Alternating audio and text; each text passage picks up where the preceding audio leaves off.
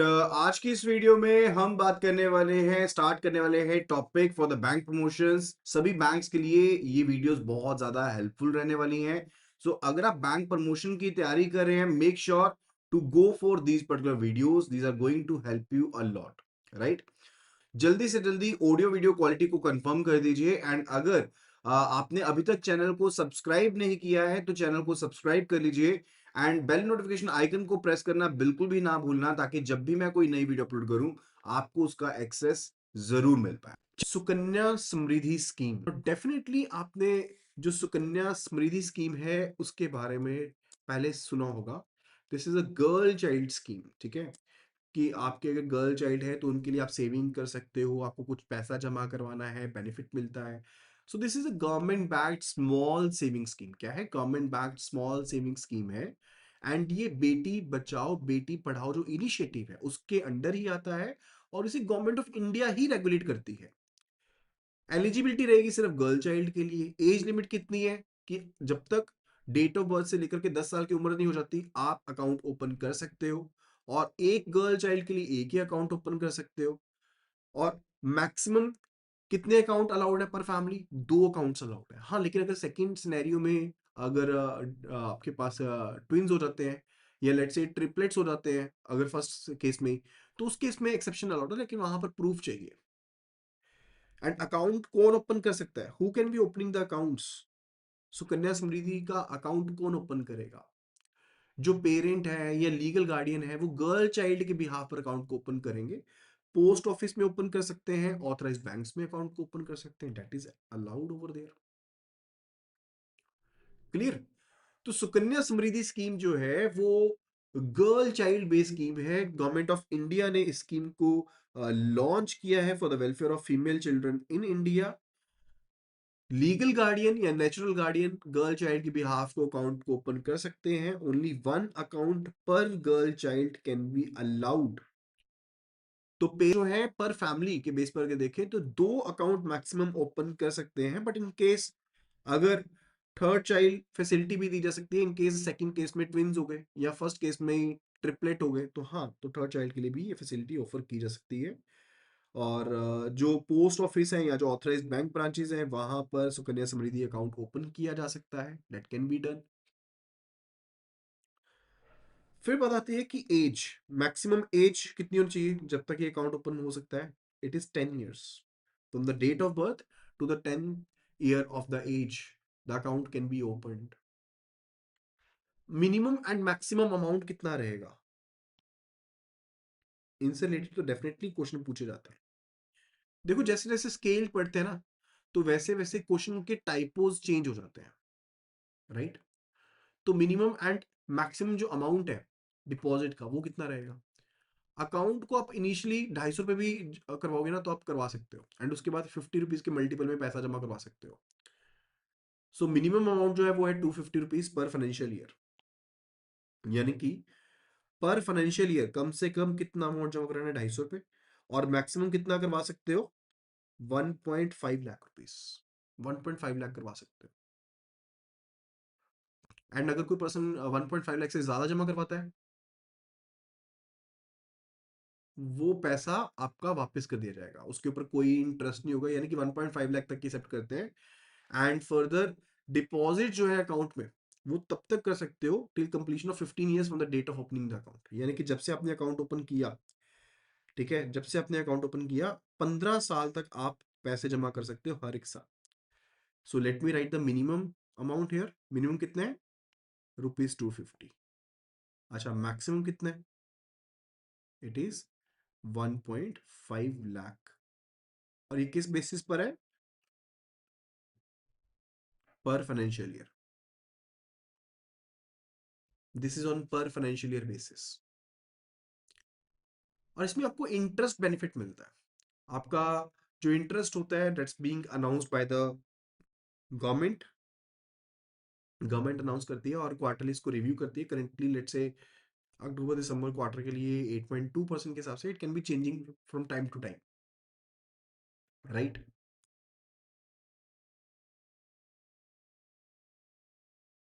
तो time to time ये change हो सकता है, it's not like the case कि ये फिक्स रहेगा, क्योंकि इसको क्वार्टरली रिव्यू किया जाता है। एंड जो कोई भी पैसा आप जमा करवाते हो, whatsoever the amount is deposited, ठीक है, यानी कि लेट से आपने 70,000 रुपीज जमा करवाए, तो आप उसको क्लेम कर सकते हो टैक्स एग्जेम्पशन के तहत अंडर 80C। यानी कि 80C में जैसे हम पीपीएफ में पैसे जमा करवाते हैं, कुछ करवाते हैं ना, वैसे इसमें जो पैसे जमा कराओगे उसकी आप रिबेट ले सकते हो as per the old tax regime. Old tax regime के हिसाब से कर सकते हो, क्लेम कर सकते हो, एग्जेम्पशन ले सकते हो। एंड जो इंटरेस्ट अर्न होगा, जो अमाउंट रिसीव होगा आपको विड्रॉल के ऊपर, मेच्योरिटी के ऊपर, वो भी एग्जेम्प्टेड है कि उसके ऊपर भी इनकम टैक्स नहीं लगेगा under the section 10(11)(a)। Section याद करने की जरूरत नहीं है, जस्ट याद रखना इस चीज के बारे में कि आप जो इंटरेस्ट अर्न करते हो या जो अमाउंट आपको मेच्योरिटी के ऊपर मिलेगा, that is also exempted. So it's kind of exempted exempted exempted category, triple E category kind of thing, ठीक है। यानी कि जो अर्न किया उसके ऊपर भी एग्जेम्पशन, जो इंटरेस्ट अर्न किया उसके ऊपर भी एग्जेम्पशन, जो विड्रॉल के ऊपर अमाउंट मिला उसके ऊपर भी एग्जेम्पशन। फिर बात आती है मैच्योरिटी के बारे में, यानी कि अकाउंट मैच्योर कब होगा? After 21 years from the date of the opening of account. यानी कि जब आपने अकाउंट ओपन किया उसके बाद 21 साल के बाद आपका अकाउंट जो है वो मैच्योर होगा। And in case if you want तो आप विड्रॉल करवा सकते हो, जितना भी आपका एक्यूमुलेटेड बैलेंसेस हैं, if you want to take a withdrawal of it, the withdrawal is allowed, ठीक है। 50% ऑफ एक्यूमुलेटेड अमाउंट जो है वो आप विड्रॉ कर सकते हो, यानी कि जो भी आपका बैलेंस था पिछले फाइनेंशियल ईयर के एंड के ऊपर, उसका 50% आप विड्रॉ कर सकते हो जब गर्ल चाइल्ड की एज जो है वो 18 साल की हो गई है, या उसने 10th स्टैंडर्ड को पास आउट कर लिया, विच एवर इज अर्लियर, ठीक है। यानी कि हायर एजुकेशन के पर्पज के लिए भी पैसे निकाले जा सकते हैं, right, that can be done. Clear है पॉइंट? तो प्री मेच्योर जो पेमेंट्स हैं वो अलाउड है, that's allowed up to 50%।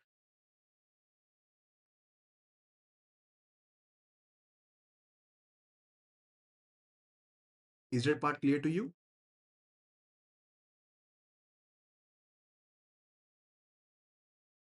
Now let's move ahead.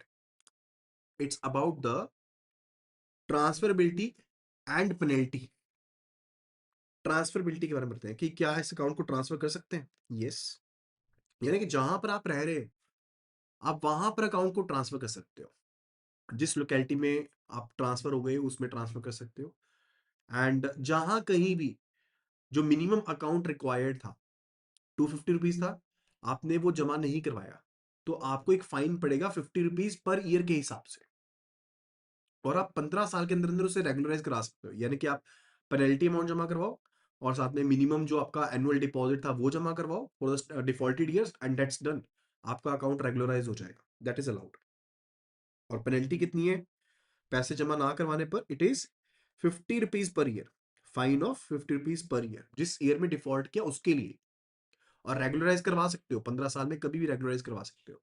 Maturity कब होगी? 21 साल के बाद मैच्योरिटी होगी, राइट। Now let's have look at some additional updates. अब अकाउंट जो है मैंने आपको बताया, पेरेंट्स या तो ऑपरेट करवाते हैं, ओपन करवाते हैं, या फिर गार्डियन ओपन करवाते हैं on behalf of the girl child. लेकिन जब गर्ल चाइल्ड की एज 18 साल की हो जाएगी उसके बाद अकाउंट होल्डर खुद ऑपरेट कर सकता है, उसको डॉक्यूमेंट चाहिए रहेंगे। एंड एलिजिबिलिटी रिक्वायर्स कि girl child should be a resident of India from the time of opening of account till the maturity. ये चीज बहुत रिक्वायर्ड है कि आपका स्टेटस जो है that should be of the resident, आप इंडियन रेजिडेंट रहो, राइट। दूसरी चीज, प्री मेच्योर क्लोजर भी परमिटेड है। लेट्स से अगर गर्ल चाइल्ड की एज जो है वो मैरिजेबल एज है एंड फर्दर उनकी मैरिज हो जाती है, तो उसके केस में आप अगर बंद करवाना चाहते हो अकाउंट को तो वो बंद भी करवा सकते हो, राइट। एंड क्लोजर या तो शादी से 1 महीना पहले से लेकर के और शादी के 3 महीने बाद तक आप क्लोजर करवा सकते हो, अगर मैरिज बेसिस पर आपको अकाउंट को बंद करवाना है तो। और प्री मेच्योर क्लोजर जो होगा, ठीक है, वो कंपैशनेट ग्राउंड्स के ऊपर भी हो सकता है, लाइक, लेकिन पहले 5 सालों में जब आपने अकाउंट को ओपन किया था तब आप अकाउंट को बंद नहीं करवा सकते हो, तब ये अकाउंट बंद नहीं होगा। क्लियर है? तो देखो यहाँ पर ये सभी पॉइंट्स मेंशन्ड है, मैं बता देता हूँ। प्री मेच्योर क्लोजर देखो बताया गया कि परमिटेड है, परमिटेड फॉर मैरिज, राइट। तो 18 साल की कम से कम उनकी उम्र होनी चाहिए, मैरिजेबल एज है। और 1 महीना शादी से पहले से लेकर के शादी के बाद 3 महीने तक आप प्रीमेच्योर इसका क्लोज़र करवा सकते हो, शादी का पॉइंट देखते हुए। और कंपैशनेट ग्राउंड्स के ऊपर भी अलाउड है। मान लो गर्ल चाइल्ड की डेथ हो जाती है तो उस केस में भी अलाउड है कि आप प्रीमेच्योर पेमेंट ले सकते हो। लेकिन हाँ, फर्स्ट 5 इयर्स में नहीं अलाउड। जब आपने अकाउंट ओपन किया, तब नहीं allowed. Clear? Right right, that will be all about today video. आज की वीडियो में सिर्फ इतना ही। आई होप कि आपने सभी टॉपिक्स को अच्छे से समझा होगा। अगर किसी भी तरह का डाउट है तो you can be letting no in the comment section, and further do download the application from the link IIBF24/app। And अगर आप iOS यूजर हैं, it will be asking for the ORG code which is GEGKT। So just do download the application and start your preparations. Thank you so much and see you again in the next video.